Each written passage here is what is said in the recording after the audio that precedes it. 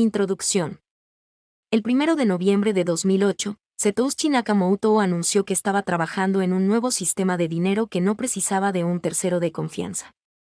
Se trataba del sistema Bitcoin, una red de pago con su propia moneda autóctona que utilizaba un sofisticado método para que los miembros pudieran verificar todas las transacciones sin tener que confiar en ningún componente de la red.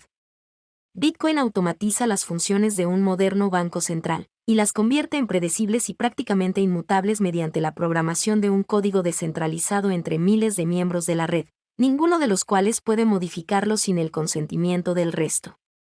De este modo, Nakamoto buscaba dar solución a uno de los problemas más antiguos de la humanidad: ofrecer un tipo de divisa que esté por completo a las órdenes de su dueño y de la que se espera que conserve su valor a largo plazo. ¿Por qué es esto un problema en la actualidad? Para explicarlo, examinaremos las opciones que se han utilizado a lo largo de la historia y cómo Bitcoin mejora los sistemas anteriores como reserva de valor. En primer lugar, revisaremos el concepto de dinero, su función y propiedades. Explicaremos qué problemas pretende resolver, por qué bienes diversos han hecho dicha función, conchas, metales, monedas, etc. Y por qué han podido tanto fracasar como servir a la sociedad.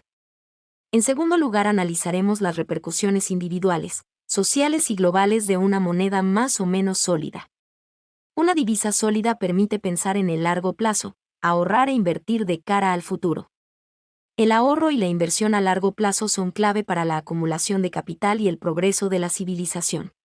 Son además un baluarte efectivo contra gobiernos o estados despóticos.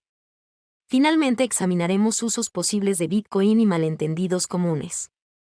Y es que, Bitcoin no es más que una respuesta alternativa a un problema que persiste desde que la humanidad existe, como mover de forma efectiva el valor económico a través del tiempo y el espacio. Historia del dinero. Remontándonos a sus inicios, la forma más sencilla de intercambio económico es el intercambio directo de objetos valiosos, el trueque. No obstante, este es práctico solo en círculos pequeños, ofreciendo poca oportunidad para la especialización, ya que todas las personas deberían ocuparse en la obtención y producción de elementos básicos de supervivencia. Una economía más grande y compleja hace posible que los individuos se especialicen en mercancías más diversas e intercambiables entre más personas, las cuales no deben conocerse entre sí, sin tener un recuento actualizado de bienes, servicios y favores. No obstante, surge el problema de la coincidencia de deseos. Aquello que se quiere adquirir lo produce a alguien que no desea lo que tenemos para vender e intercambiar. Además, tendríamos problemas de escalas, ya que puede que el valor que uno quiera no tenga el valor que se tenga en propiedad. Incluso puede que no sea práctico dividir uno de ellos en unidades más pequeñas. Imagina tener que intercambiar zapatos por una casa. No puedes dividir la casa en fragmentos más pequeños, ni el dueño de la casa querrá poseer todos los zapatos que en su valor conjunto equivalen a la casa. En segundo lugar, aparece la falta de coincidencia en la línea temporal. Si tratamos de intercambiar manzanas por un coche, estas se estropearán antes de cerrar el trato. Además, tendríamos que hacer frente a una posible falta de coincidencia en la ubicación. Por ejemplo, las casas suelen no ser fácilmente transportables. La única manera de evitarlo es usar un intercambio indirecto, un producto que la otra persona quiera, un instrumento de cambio. De manera natural, surge un único, o un número reducido, de instrumentos de cambio, para que todos canjeen sus bienes por el mismo. Si es ampliamente aceptado, se denomina dinero. No es un bien de consumo, ni tiene el fin de ser empleado para la producción de otros bienes, lo que conoceríamos como inversión o bien de capital. La inversión genera un retorno, que el dinero no brinda. No obstante, esta genera un riesgo de fallo, mientras que el dinero, en principio, da mayor seguridad. Las inversiones suelen tener un menor grado de liquidez que el dinero, ya que requieren costes de transacción. Por esta razón, siempre habrá demanda de dinero. El precio de la conveniencia de guardar dinero es la renuncia al consumo y al retorno de una posible inversión. Karl Menger, miembro de la Escuela Austriaca de Economía, averiguó cuál era la propiedad esencial que hace que un bien sea adoptado con libertad como moneda en el mercado: la vendibilidad, la facilidad de venta de un producto en el mercado siempre que lo desee el titular, con el menor perjuicio en su precio. No hay nada que estipule que puede ser utilizado como dinero y que no. A lo largo de la historia han sido utilizados diversos tipos: oro, plata, cobre, conchas marinas, piedras, sal, ganado, valores del Estado, piedras preciosas, alcohol, cigarrillos, etc. En cualquier caso, el bien elegido debe solventar la vendibilidad en diversas escalas, en el espacio y en el tiempo. Se debe poder fragmentar en unidades más pequeñas, o agrupar en más grandes. También debe ser fácil de transportar. El tercer atributo es el más problemático, la capacidad de conservar su valor en el futuro. El dinero debe actuar como reserva de valor. Debe ser inmune al deterioro, corrosión y otras clases de degradación. Por ello manzanas, pescado y naranjas no funcionaron. Aún así, puede que un producto pierda notablemente su valor aunque su condición física quede inalterada. Para ello, es necesario que la oferta del mismo no aumente de forma radical. Las monedas utilizadas a lo largo de la historia tenían algún mecanismo capaz de limitar su producción, con el fin de mantener el valor de las unidades existentes. Una moneda cuya oferta es difícil de aumentar es conocida como moneda fuerte. Para entender el concepto de fortaleza en este contexto, debemos examinar los dos criterios para su cumplimiento. En primer lugar, las existencias o stock, la oferta existente integrada por todo lo que ha sido producido en el pasado menos todo lo que ha sido consumido y destruido. En segundo lugar, el flujo, la producción adicional que se llevará a cabo en el siguiente periodo. De este modo obtenemos el ratio entre existencias y flujo. A mayor ratio, mayores probabilidades de que la moneda mantenga su valor. Si se adquiere una moneda fuerte como reserva de valor, su adquisición aumentará la demanda y por tanto el precio. No obstante, el flujo es pequeño comparado con la oferta existente. Incluso dándose un gran aumento de la producción, es poco probable que provoque una caída significativa del valor. En cambio, si hablamos de una moneda débil, sería fácil para los productores crear grandes cantidades de la misma, suponiendo una caída de precio y la consiguiente expropiación de la riqueza de los ahorradores. Toda moneda que sea empleada con éxito, contará con algún mecanismo artificial que tienda a limitar el flujo del bien en el mercado, manteniendo así su valor en el tiempo. Para que algo asuma el rol monetario, debe ser costoso de producir, de lo contrario, la tentación de hacer dinero a bajo coste penalizará a los ahorradores. Por esta razón se utilizaron conchas, ya que era difícil encontrarlas, o cigarrillos en las prisiones. Cuanto menor sea el ritmo de oferta, más posibilidades de que el valor se conserve.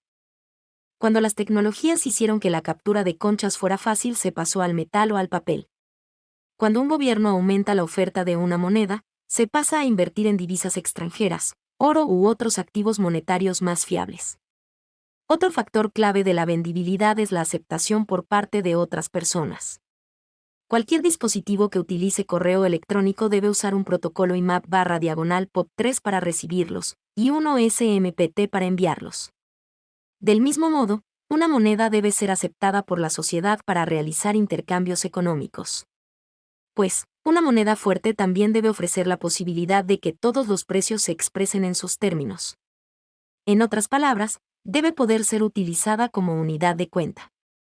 De lo contrario, cada bien se expresaría en función de otro, lo que dificultaría el funcionamiento de la economía.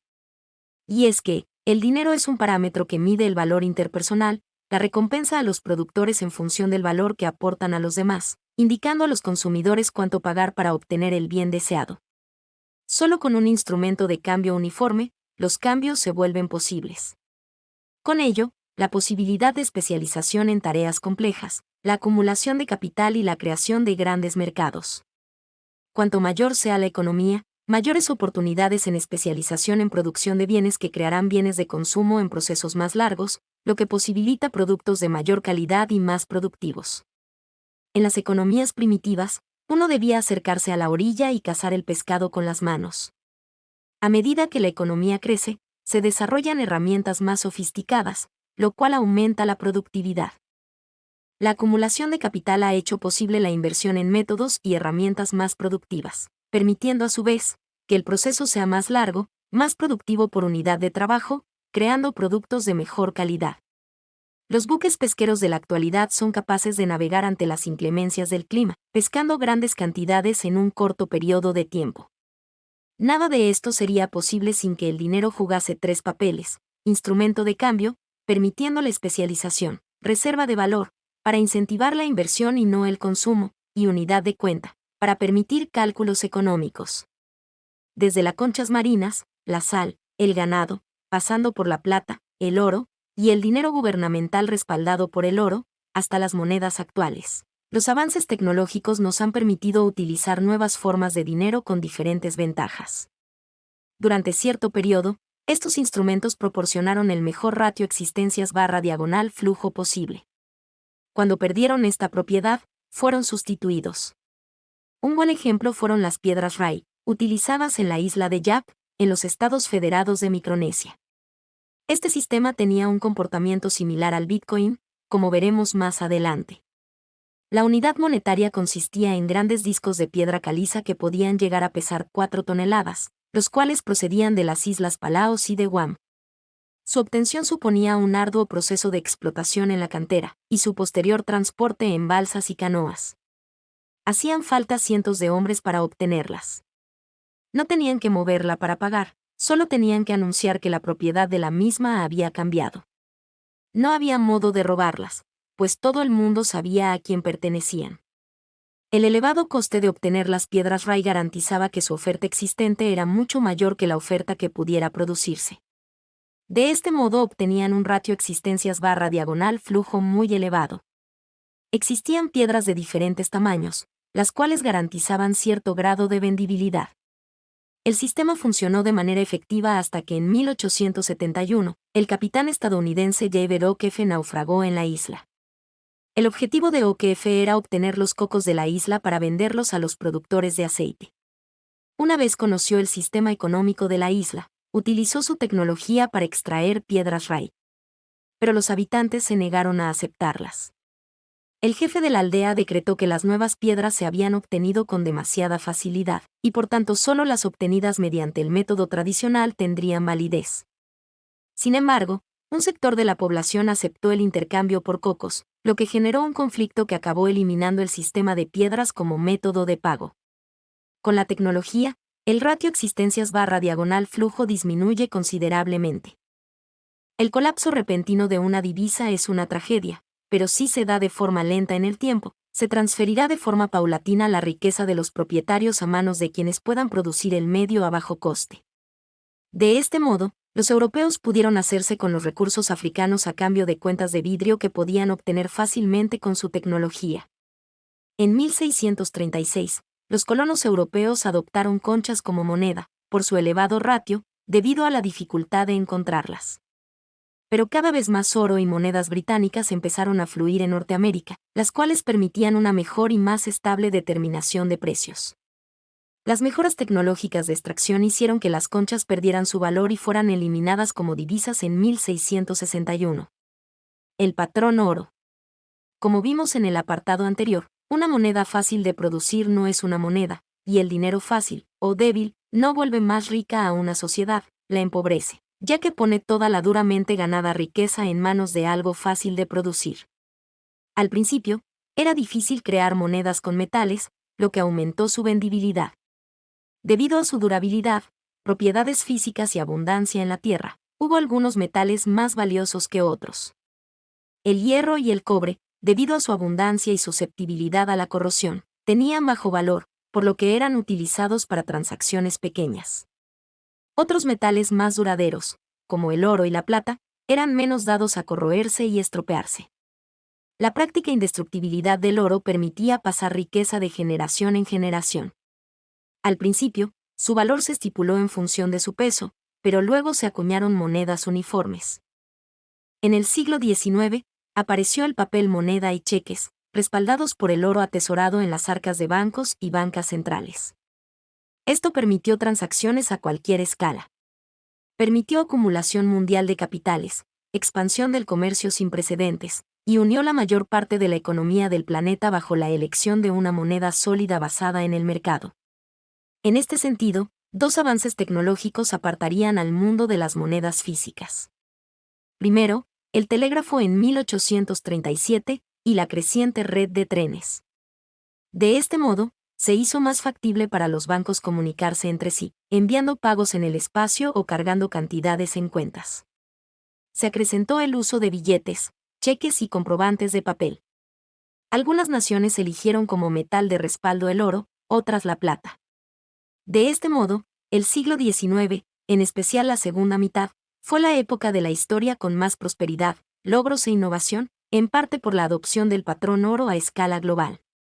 La libra británica contenía 7,3 gramos de oro, mientras que el franco francés, 0,29 gramos. Las monedas de otros países eran bastante vendibles, ya que eran de oro. La gente podía acumular tanto como quisiera, y gastar en producción local o extranjera. Se aumentó la tasa de ahorro, lo que permitió acumulación de capital para financiar la industrialización, la urbanización y los avances tecnológicos. Este periodo es conocido como la Belle Époque o la Pax Britannique, ya que el imperio se expandió por todo el mundo y no participó en conflictos militares. Los gobiernos contaban con poca burocracia centrada en microgestionar la vida de sus ciudadanos. Sin embargo, en 1914 estalló la Primera Guerra Mundial, y todos los países salieron del patrón oro, a excepción de Suiza y Suecia. De este modo empezaría la era del dinero controlado por los gobiernos, con desastrosas consecuencias. No obstante, el patrón oro tiene sus imperfecciones. Gobiernos y bancos creaban medios de cambio muy por encima de sus reservas. Los instrumentos de cambio terminaron siendo más fáciles de producir que el oro. El problema que subyace es que pagar en oro físico es complicado, caro e inseguro, lo que implicaba la centralización de sus reservas en unos pocos lugares. Por esta razón, la banca y los bancos centrales podían crear dinero no respaldado por oro físico y utilizarlo para liquidar pagos. Por otro lado, los gobiernos tendieron a hacerse dueños del sector bancario a través de los bancos centrales. La riqueza económica casi infinita silenciaba a la disidencia y financiaba la propaganda para promocionar dichas ideas. Dinero fiat. El nombre común para la moneda regulada por el gobierno es dinero fiat, de la palabra en latín fiat, hágase, en alusión a su carácter de dinero creado por decreto, orden o autorización. Existe una gran diferencia entre el dinero convertible en oro y el dinero irredimible, no convertible. Bajo el patrón oro, el gobierno solo asume la responsabilidad de acuñar patrones estándar. No tiene control sobre la oferta de oro. En el segundo caso, con una moneda irredimible, la deuda del gobierno y barra diagonal o el papel se utilizan como moneda, y el gobierno tiene la capacidad de incrementar la oferta como estime conveniente. Volvamos ahora a la Primera Guerra Mundial, el conflicto entre el Imperio Austrohúngaro y los separatistas serbios que acabó un conflicto de escala mundial con millones de muertos. La principal diferencia frente a otros conflictos no fue ni geopolítica ni estratégica, sino más bien monetaria. La facilidad para emitir más papel moneda en pleno conflicto bélico era demasiado tentadora, más sencilla que subir impuestos a sus ciudadanos. De este modo, pudieron financiar la guerra mientras su capacidad de imprimir dinero se mantuvo. Según Keynes, el aumento del desempleo o ralentización de la producción no tiene causas subyacentes en la estructura de la producción o en la distorsión de los mercados llevada a cabo por las planificaciones centrales. Más bien, todo se debe a la escasez del gasto, y la solución es la corrupción de la moneda y el crecimiento del gasto público. El ahorro reduce el gasto, y como lo importante es el gasto, los gobiernos deben impedir que sus ciudadanos ahorren. Las importaciones dejan a los trabajadores sin empleo, por lo tanto, el gasto debe ir a productos nacionales. Estas ideas se adaptan con mayor facilidad a un Estado totalitario que la idea de producción y distribución de un producto en condiciones de libre competencia. Partiendo de estas ideas, las universidades pasaron a ser parte del aparato del gobierno. La gestión gubernamental de la economía se convirtió en el incuestionable punto de partida en la educación económica moderna. Estas ideas continuaron siendo aplicadas durante la Segunda Guerra Mundial y el posterior Tratado de Bretton Woods. La falacia keynesiana de que el gasto público en actividades militares contribuiría a la recuperación económica seguía estando vigente. Todo gasto es gasto, da igual que provenga de personas que alimentan a sus familias o de que los gobiernos asesinen a extranjeros. Una vez finalizada la Segunda Guerra Mundial, Estados Unidos convocó a sus aliados en Bretton Woods, New Hampshire, para hablar sobre la formulación de un nuevo sistema de comercio mundial. Estados Unidos sería el centro, mientras que otros bancos centrales utilizarían el dólar como moneda de reserva central. Sus respectivas divisas serían convertibles a dólares a un tipo de cambio fijo. El dólar lo sería con el oro a una tasa de cambio fija. Sin embargo, en la práctica los gobiernos cambiaron estos tipos. Para evitar cualquier tipo de desequilibrio entre tipos de cambio en principio fijos, la Conferencia de Bretton Woods instauró el Fondo Monetario Internacional, FMI. Se trata de un organismo de coordinación a escala mundial, con el fin de alcanzar la estabilidad de las tasas de cambio y los flujos financieros. En otras palabras, querían lograr con planificación central lo que el patrón oro había logrado de forma espontánea. Pero sin una unidad de cuenta estable para la economía mundial, era un cometido tan inútil como construir una casa con una cinta métrica cuya longitud variase. El Acuerdo General sobre Aranceles y Comercio, General Agreement of Tariffs and Trades, GATT, tuvo como objetivo planificar de manera centralizada la economía mundial. La Reserva Federal de Estados Unidos actuaría como Banco Central Mundial, siguiendo el patrón oro, y todos los demás bancos centrales como bancos regionales. Las posteriores crisis económicas resaltan el problema fundamental de estas medidas. Con el hundimiento de una moneda, resulta imposible comerciar, producir o realizar cualquier cosa más allá de tratar de satisfacer las necesidades básicas vitales. Las estructuras de producción y comercio se derrumban debido a la incapacidad de los consumidores, productores y trabajadores de pagarse entre sí, y por lo tanto, los bienes que se dan por seguros tienden a desaparecer. El capital se destruye y se vende para financiar el consumo. Primero desaparecen los artículos de lujo, pero más tarde los bienes de primera necesidad. El descenso de la calidad de vida lleva a la indignación y al ascenso de los políticos demagógicos que buscan avivar la ira de la gente para hacerse con el poder.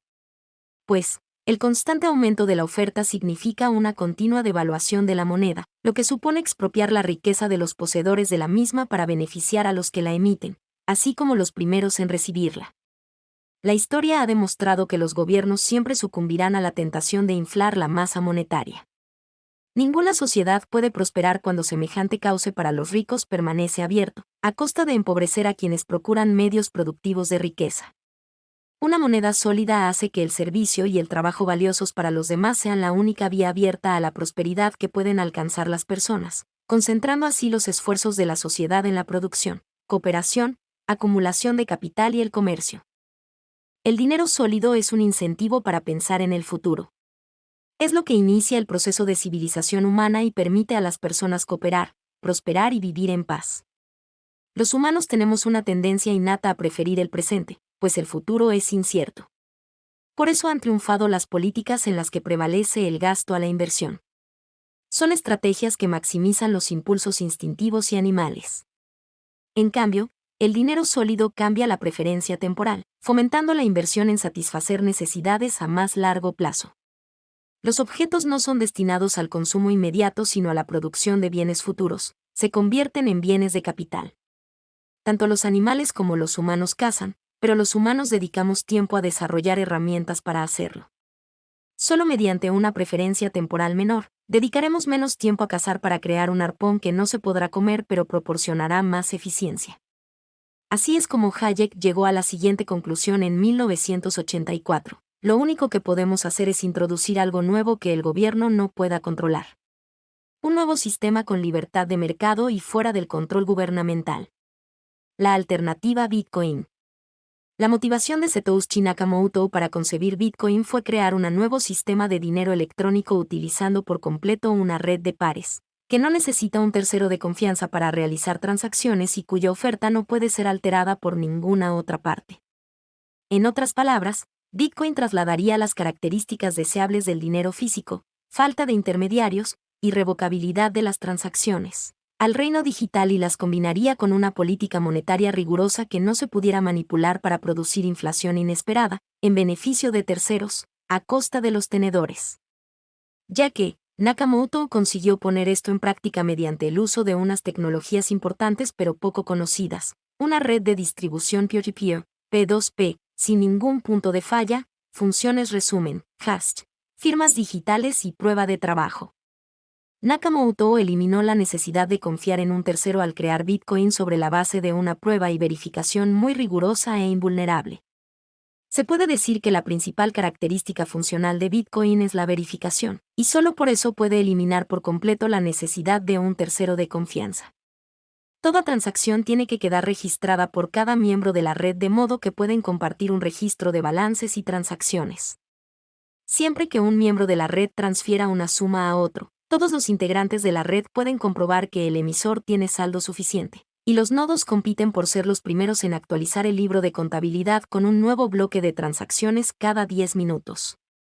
Para que un nodo añada un bloque de transacciones al registro, tiene que emplear energía de procesamiento para solucionar problemas matemáticos que son costosos de resolver, pero cuya correcta solución es fácil de verificar.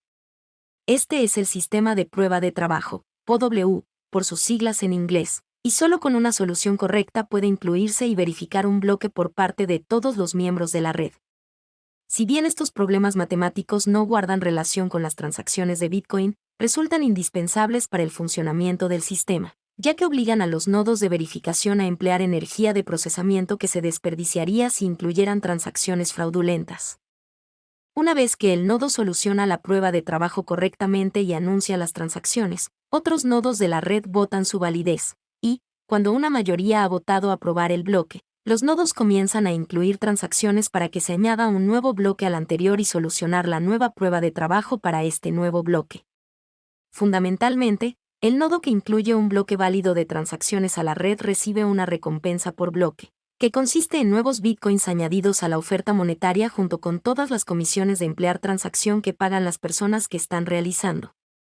Este proceso es lo que se denomina minería, similar a la extracción de metales preciosos, razón por la cual a los nodos que solucionan la prueba de trabajo se les llama mineros. Esta recompensa por bloque compensa a los mineros por los recursos que dedican a la prueba de trabajo.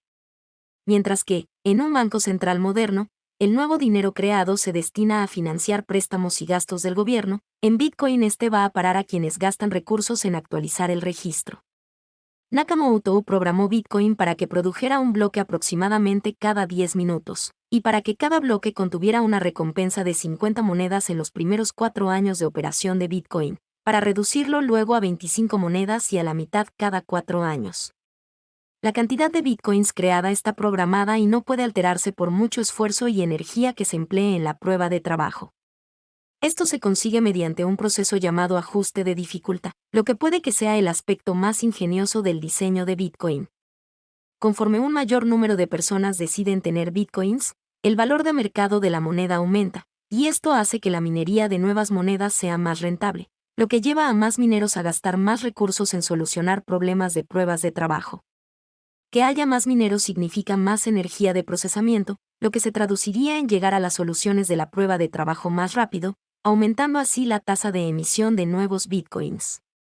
Pero, a medida que aumenta la capacidad de procesamiento, Bitcoin incrementará la dificultad de los problemas matemáticos necesarios para desbloquear las recompensas de minería y garantizar así que los bloques sigan tardando cerca de 10 minutos en producirse. El ajuste de dificultad es la tecnología que ofrece más garantías fiables para hacer dinero sólido y limitar el aumento de la ratio existencias/flujo, y es lo que diferencia fundamentalmente al Bitcoin de cualquier otra moneda. Mientras que el aumento del valor de cualquier moneda conduce a más recursos dedicados a su producción y, por tanto, a un aumento de su oferta, cuando el valor del Bitcoin sube, redoblar los esfuerzos para producir Bitcoins no lleva a la producción de más monedas. Por el contrario, eso solo provoca un aumento en la capacidad de procesamiento necesaria para realizar transacciones válidas en la red de Bitcoin, lo que solo sirve para hacer la red más segura. Bitcoin es el dinero más sólido jamás inventado. El incremento de su valor no puede aumentar su oferta, solo puede hacer la red más segura e inmune a los ataques. La seguridad de Bitcoin reside en la asimetría existente entre el coste de resolver la prueba de trabajo necesaria para la transacción al registro y comprobar su validez.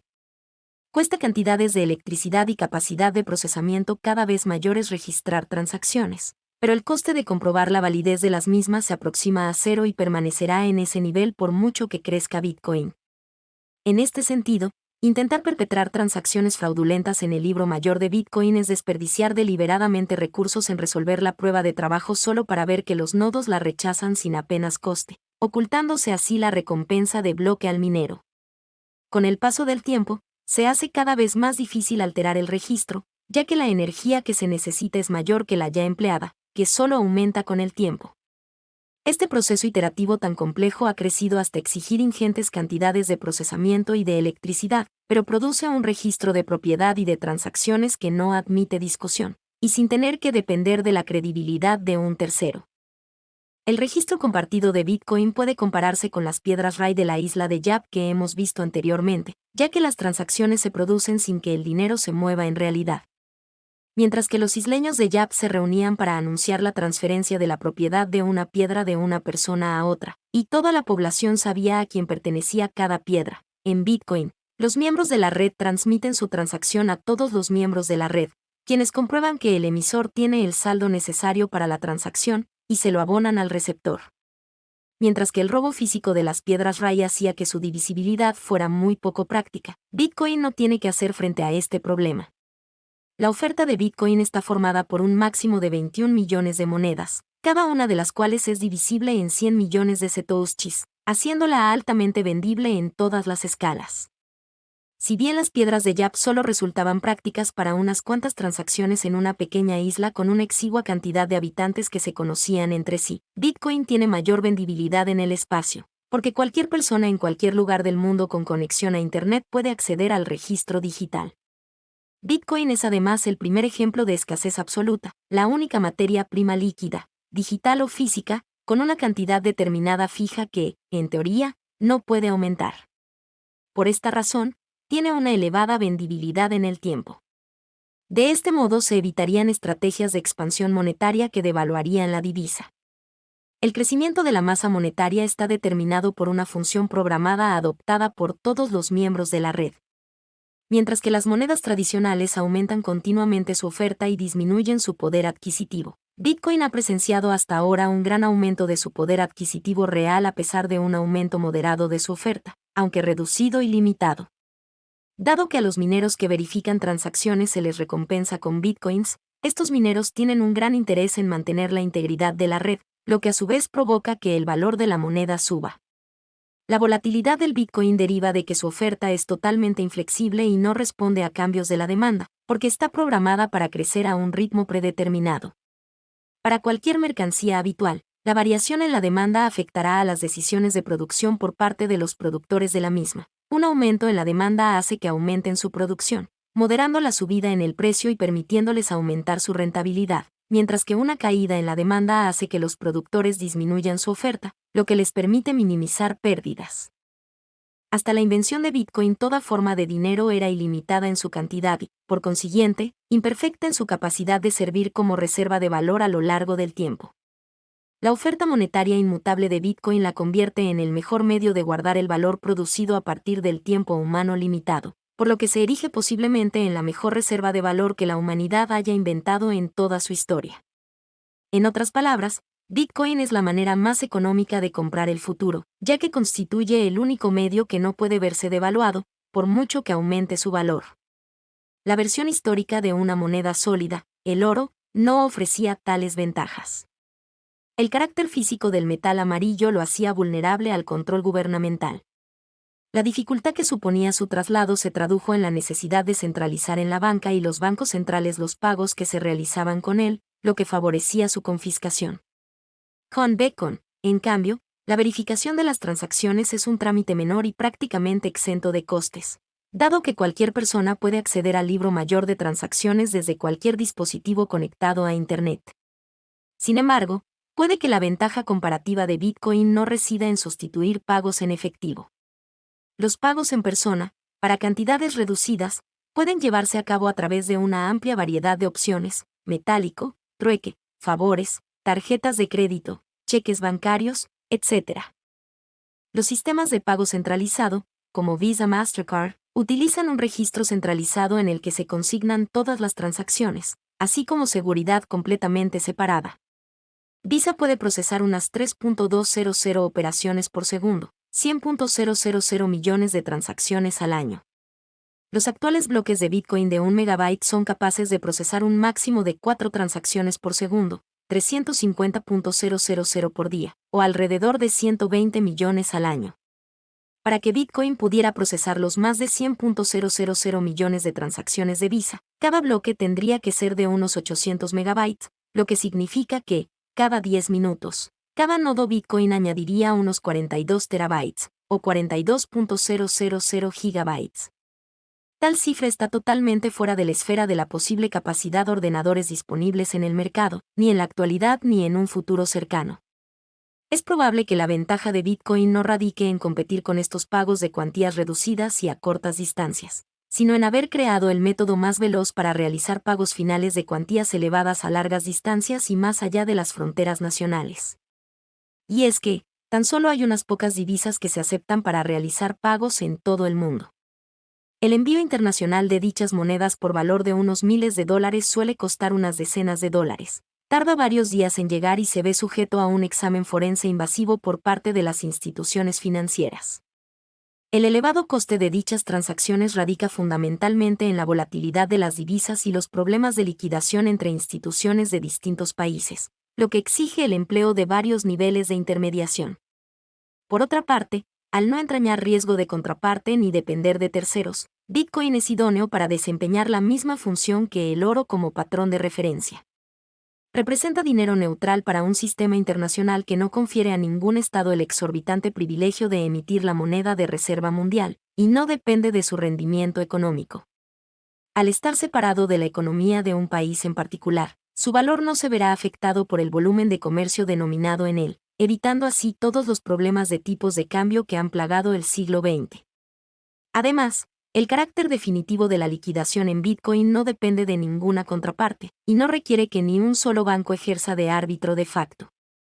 La provisión de Bitcoin no puede verse inflada por ningún banco miembro, lo que la convierte en un valor de reserva más interesante que las monedas nacionales, diseñadas para que su oferta pueda ser incrementada y así financiar a los gobiernos. En un mundo en el que los gobiernos no pueden crear más Bitcoins, estos bancos centrales de Bitcoin competirían libremente entre sí para ofrecer instrumentos monetarios y soluciones de pago con la moneda digital como aval. Los tipos de interés podrían variar, y el dinero en efectivo de unos bancos podría negociarse con descuento respecto a los otros. Conclusión. Una vez completado el viaje a través de la historia, analizando tecnologías encargadas de realizar las funciones del dinero, desde los sistemas primitivos de dinero, como las conchas, metales, monedas, el patrón oro y la deuda pública moderna, podemos entender por qué el sistema Bitcoin, descentralizado y distribuido, es la primera forma de efectivo digital implementada con éxito. El patrón Bitcoin es la alternativa descentralizada a los bancos centrales. Y es que, debemos tener cuidado con a quien damos el poder de tomar macrodecisiones centralizadas. Los economistas de la escuela austriaca como Hayek defendían que bajo una realidad orgánica, las cosas funcionan de forma distributiva.